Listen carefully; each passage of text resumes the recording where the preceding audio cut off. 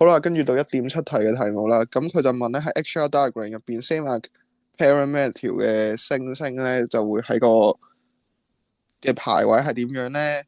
好啦，咁首先 A 睇下先，same horizontal line 啦。咁我哋睇翻右邊幅圖，same horizontal line 咧就應該係 same absolute magnitude 嘅。咁咧就就應該唔關 apparent magnitude 事嘅。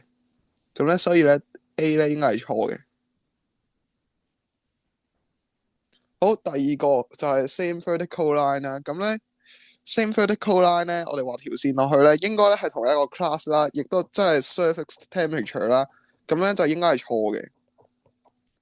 咁好啦，第三個咧就係講咧由 lower right 啦去到 upper left 啦，咁就係咧紅色嘅呢一個咁樣啦。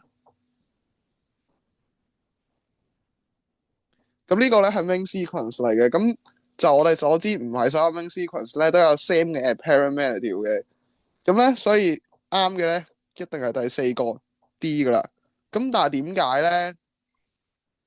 咁就係因為咧，apparent magnitude 咧係受到呢一個距離 distance 嘅影響嘅。咁咧唔同嘅 distance 咧就會影響唔同星星嘅 apparent magnitude。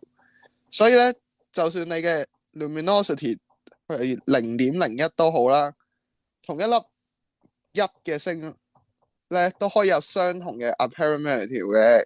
咁所以咧喺全幅圖入邊都可以揾到相同 apparent magnitude 嘅星星嘅。